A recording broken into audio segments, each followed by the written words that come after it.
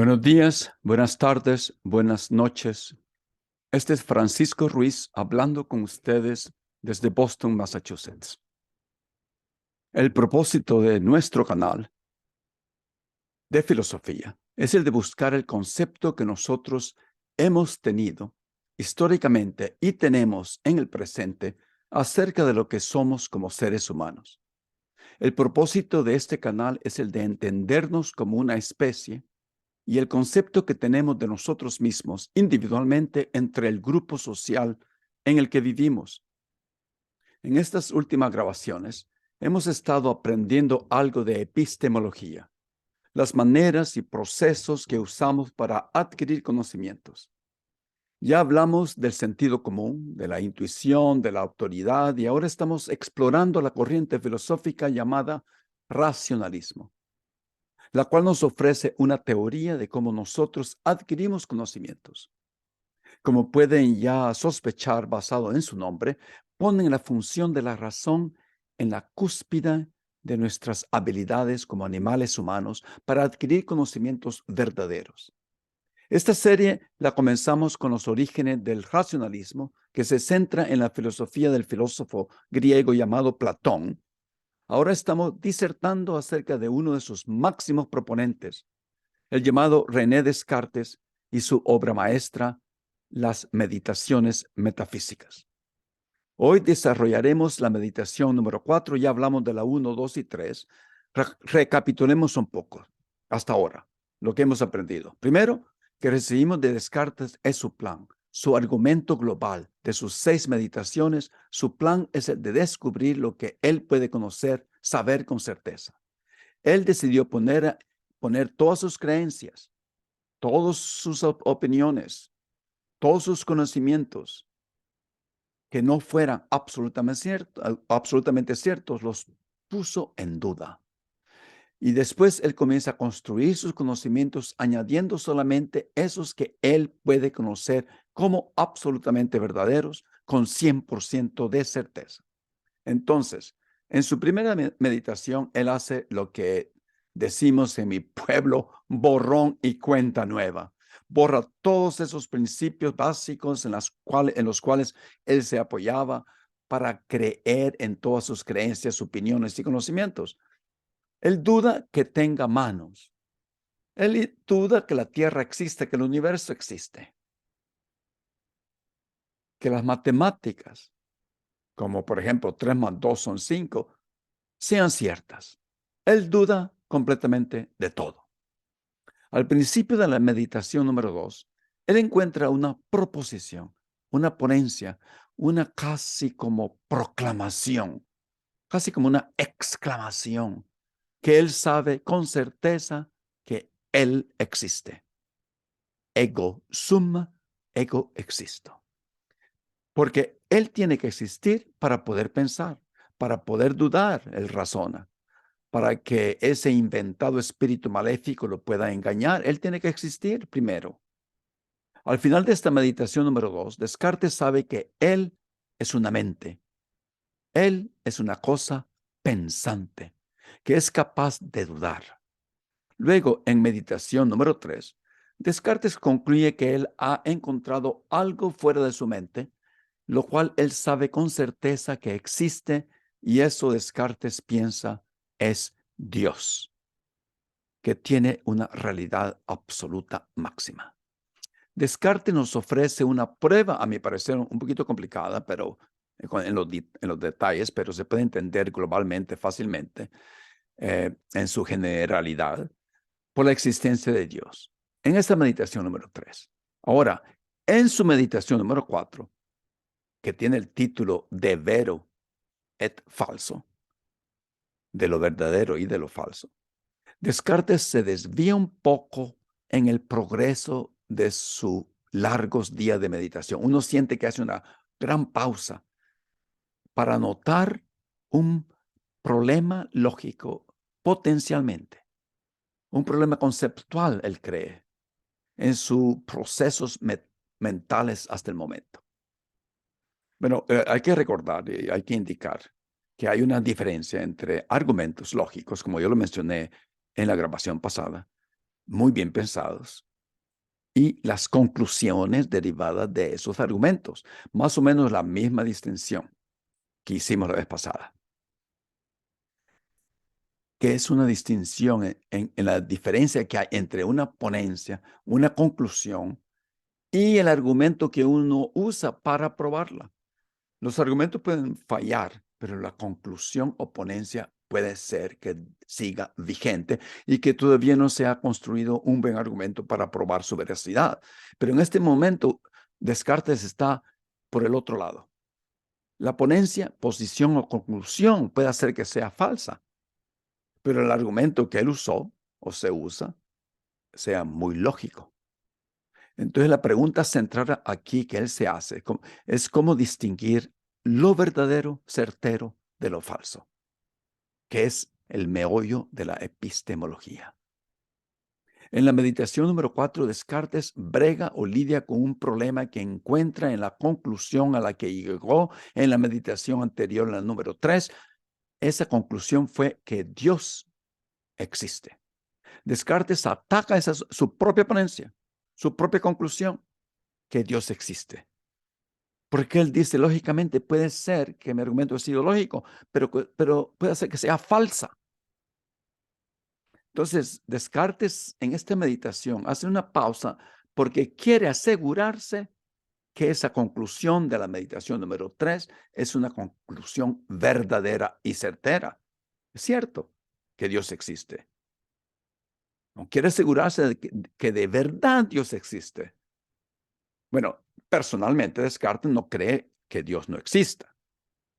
Entonces, Descartes nos escribe como unos 3 párrafos explicando el problema con esa conclusión que Dios existe. Y él dice, tengo que ponerme mis anteojos para leer lo que él dice. Él dice, porque en primer lugar reconozco que no es posible que Dios me engañe alguna vez.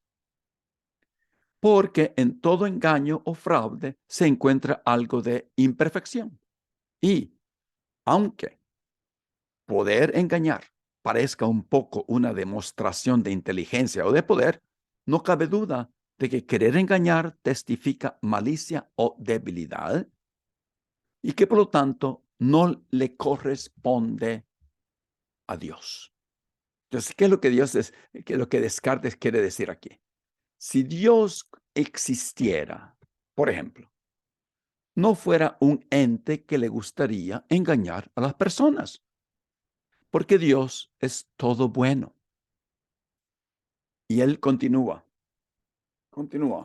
en su meditación número 4, diciendo, tengo la experiencia, además de que hay en mí cierta facultad de juzgar, ¿no? Dice, yo puedo juzgar, puedo hacer juicios, la que ciertamente he recibido de Dios, como todas las demás cosas que hay en mí.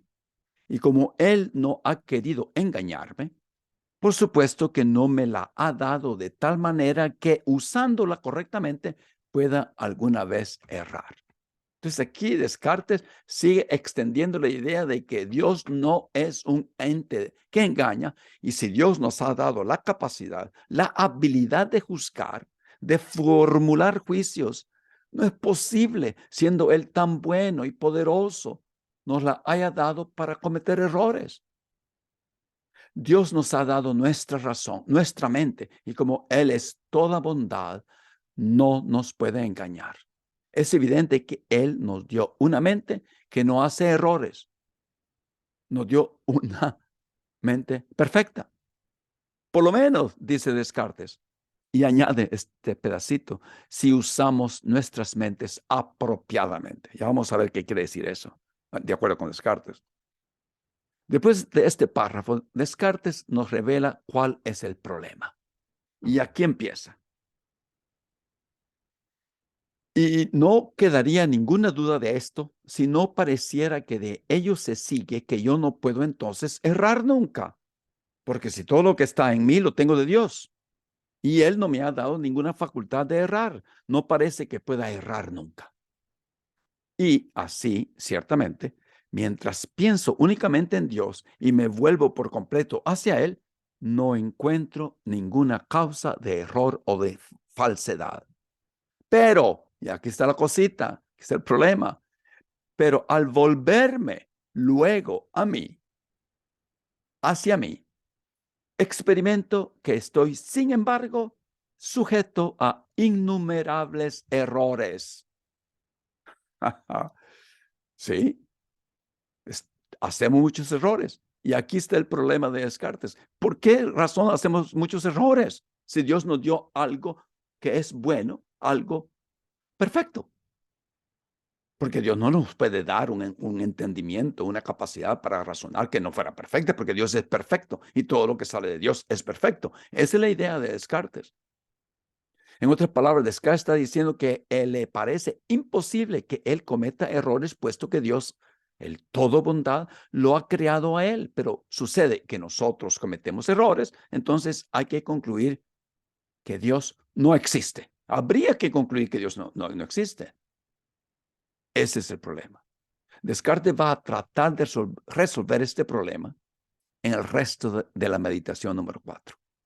Ya se entiende que Descartes sí cree que Dios existe y ve este problema como un problema que parece ser un problema, pero que no lo es. Pero sí lo ve como un problema serio, porque algunos otros lo pueden ver como un gran problema, que decide dedicar toda esta meditación para discutirlo, para el flujo de sus meditaciones. Hace esta pausa para resolver este problema. Este problema lo pudiéramos llamar el problema de los errores, el problema de la falsedad. ¿Por qué existen falsedades y errores en este mundo? Entonces, me hace pensar en otro problema que se parece a este problema y es el problema perenne y mucho más conocido en las discusiones acerca si Dios existe o no en la rama de la filosofía de la religión, y es el problema de la existencia del mal en el mundo. Bueno, Descartes no habla acerca de este problema de la existencia del mal en el mundo. Si Dios existe y es omnipotente y omnisciente, ¿no? Ve el planteamiento del problema, si va, tiene el poder de parar todo el mal en el mundo. Y si es omnibenevolente, Dios también lo parara, vaneciera todo el mal del mundo. No permitiera que hubiera mal en el mundo. Y el mal no existiera, porque Dios es todopoderoso, en lo absoluto, en este mundo. Pero sí existe el mal en este mundo. Por lo tanto, un ente con esa descripción que le damos a Dios, ese ente, no existe. Se han escrito miles de volúmenes discutiendo este argumento o problema, y en muchos los filósofos demuestran que Dios existe a pesar de todo el mal que existe, que el mal no niega la existencia de Dios. No me voy a meter en esto aquí. Eso lo dejamos cuando discutamos el concepto del ser humano en relación con la divinidad. Estamos hablando en estos momentos de epistemología.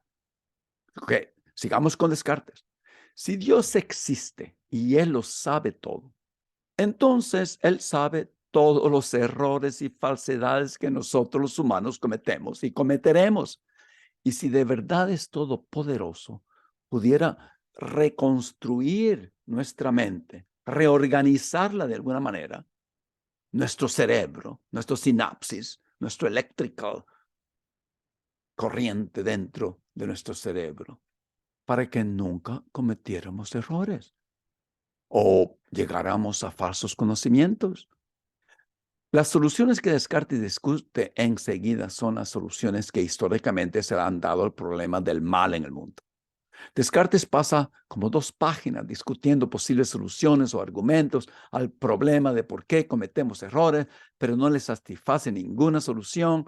Una solución es que él dice que nosotros no somos todopoderosos, pero tampoco somos nada. ¿Se acuerda? Que nosotros somos finitos, estamos ahí en medio, ni somos máximo realidad formal, máxima realidad objetiva. Nosotros somos finitos, pero tampoco somos completamente nada, así que estamos ahí en la mitad, estamos en medio. Ok, pero eso no resuelve el problema, porque Dios pudo haber creado una criatura, así como nosotros, pero que no cometiera errores. No importa. Entonces el problema todavía sigue. Otra solución es que no somos dioses y no tenemos una mente infinita. Y por eso no podemos entender las intenciones y propósitos de Dios, perdón, en permitir que hagamos errores en nuestros juicios.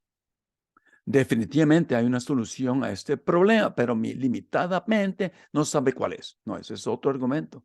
Descartes no rechaza esa solución, pero no la ve satisfactoria. La menciona, pero no la usa. Muchos usan en sus argumentos esa solución. Como no somos divinos, no somos capaces de entender, Dios tiene sus propios propósitos infinitos y Él sabe lo que hace, pero nosotros no sabemos por qué.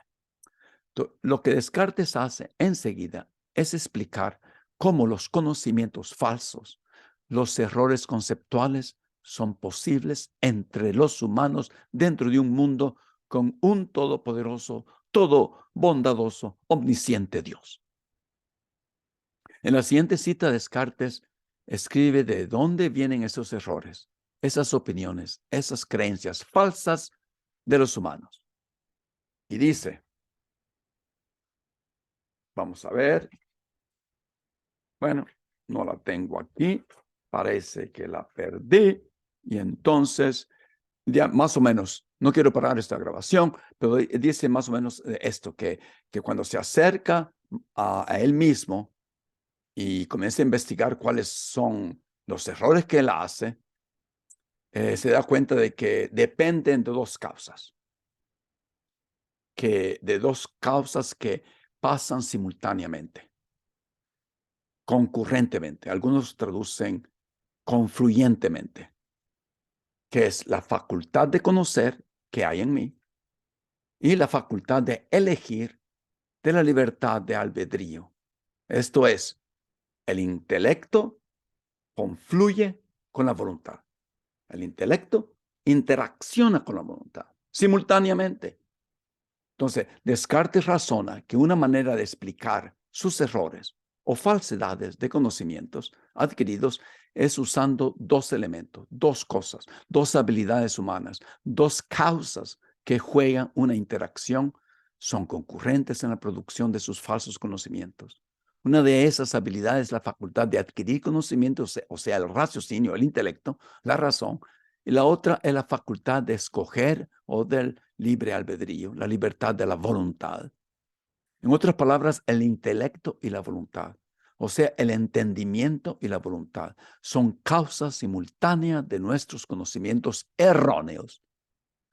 Descartes entiende como facultad de la mente, una porción de la mente, un componente. Esto quiere decir que nuestra mente es dividida en dos. Tiene la facultad del entendimiento y la facultad de la voluntad. Por ejemplo, si yo tengo una grabadora, supongamos un ejemplo, tal vez un ejemplo un poco tosco, pero de todas maneras lo voy a poner. Y supongamos un teléfono o un teléfono celular, un portátil, con una capacidad tal vez de 100 gigabytes. Puedo guardar o salvar en ese aparato cientos, tal vez miles de canciones. Para Descartes, la parte de la mente que lidia con el intelecto es algo como un almacenamiento de ideas, de imágenes, representaciones, conocimientos, pero contiene un monto limitado de esas ideas. Ideas que vienen de afuera, ideas innatas, toda clase de ideas. Lo único de esta facultad, como la ve Descartes, es que tiene un límite de capacidad como nuestro teléfono celular. Y contiene un número limitado de ideas. En otras palabras, nuestra facultad de entendimiento es finita. Y eso ya lo he repetido muchas veces desde el principio. Somos finitos. No es infinita. Pero esto no quiere decir que tiene algo defectuoso o averiado. Así como mi teléfono portátil. El hecho de que no puede contener un número infinito de videos o canciones no quiere decir que es defectuoso. Nuestro portátil o nuestro celular puede contener miles de canciones, pero no todas las canciones o videos. Llega un momento que se llena completamente. Pero esto no quiere decir que hemos comprado un teléfono defectuoso. No se espera que contenga todas las canciones del mundo. Lo mismo con nosotros. Dios no nos ha dado una facultad defectuosa del entendimiento. La queja siendo que solamente contiene un número finito de ideas, ¿ok? Pero no es defectuoso. Nuestro entendimiento es un repositorio de ideas, es competente, no es defectuoso. Es limitado, pero no defectuoso, dice Descartes. Ahora, por el otro lado, tenemos la facultad de elegir, nuestra voluntad. Esta voluntad de escoger libremente es diferente de la facultad de entendimiento en el aspecto que no aumenta o disminuye su capacidad. Es algo casi infinito, algo que se tiene o no se tiene, se ejecuta o no se ejecuta. Nosotros decidimos en qué creer y en qué no creer. Nosotros podemos decidir en qué pensar basados en todas esas ideas y todos esos conocimientos, perdón, que tenemos en el entendimiento. Las dos facultades nos dio Dios y funcionan individualmente perfectamente. Descartes indica. Los errores de conocimiento, y aquí viene su explicación, son creados cuando nosotros no usamos esas facultades de la manera apropiada, cuando no sabemos cómo usar la combinación de las dos facultades. El error proviene de la conjunción de la facultad de conocer y la de querer. El error no se encuentra en el intelecto. No puedo discutir sobre su falta de alcance. No es, bueno, ahí no está el problema. Y a mi voluntad no le falta alcance. Es casi infinita. En otras palabras, Dios nos dio las facultades y nosotros las arruinamos algunas veces cuando no sabemos la mejor manera de usarlas en combinación. Las combinamos inapropiadamente y producimos un error de conocimiento, producimos una falsedad. Más concretamente, nosotros cometemos errores cuando decidimos creer en algo que está más allá de los límites de nuestro entendimiento finito. No cometemos errores cuando escogemos creer en conocimientos que de verdad entendemos. Cuando cometemos errores es nuestra propia culpa. No es que Dios nos donó con facultades defectuosas, porque si Dios nos hubiera dado facultades defectuosas, Dios no fuera un ente bueno y perfecto, y entonces Dios no pudiera existir.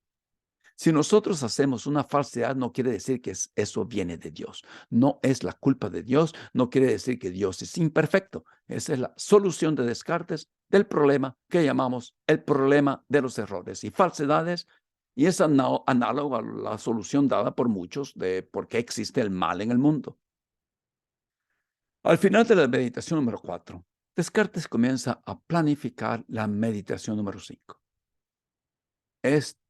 Dice algo así al final, que lo que él percibe con suficiente claridad y distinción, que es algo verdadero, dice que si él se abstiene de dar un juicio, es evidente que él obra cuerdamente y que no se equivoca si afirma o niega.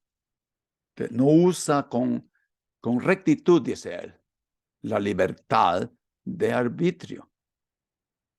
Si me vuelvo a la parte que es falsa, erraré sin duda, dice. Y si elijo la otra, encontraré por casualidad la verdad.